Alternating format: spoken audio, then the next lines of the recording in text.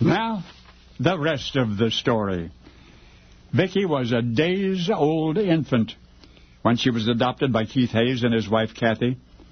Keith was a research psychologist at what was then known as the Yerkes Laboratories of Primate Biology. You see, Viki was a chimpanzee, nurtured by her adoptive family almost exactly as though she were a human child.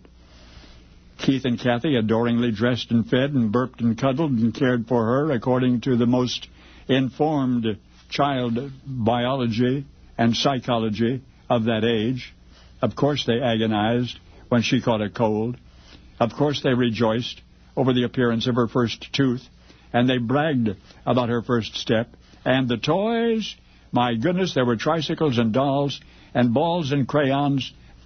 There was one even make-believe toy, a pretend car that she would pull behind her on an invisible string. So Viki had an imagination, a trait once thought to be exclusively human. But now to what extent could she make conceptual distinctions?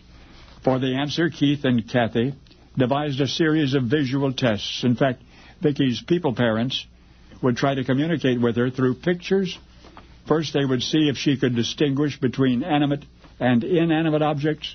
They showed her dozens of color photographs, being given examples of living creatures and mere objects.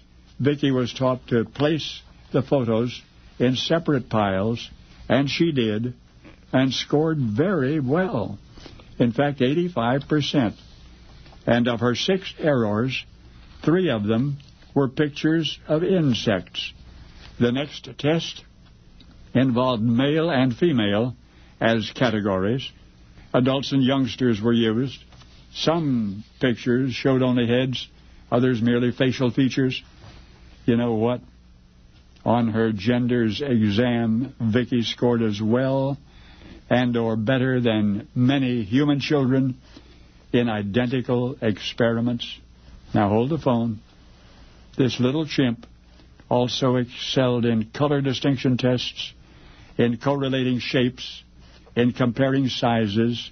She became so adept at identifying two-dimensional representations that once upon discovering the photograph of a wristwatch in a magazine, she put her ear to the crystal, apparently expecting the timepiece to tick.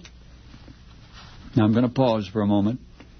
Domesticating any animal carries with it a certain responsibility, but I would like you to ponder the extent of that responsibility after you learn the following.